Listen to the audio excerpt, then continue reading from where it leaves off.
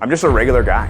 No one would ever have believed that we're leading a movement of endurance sports athletes helping make a difference through our miles.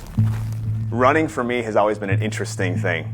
Growing up, I was labeled as the heavy kid in school. As I got older, running became something that I loved. The training, it's a daily grind. There are times where I don't want to go out and run. It can break you. It can break you down.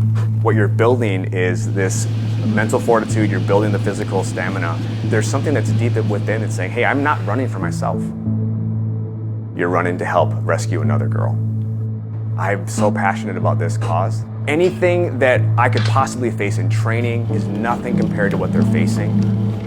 And if I can remember that we're helping to save their lives and change their futures, someday I could speak about sex trafficking in the past tense.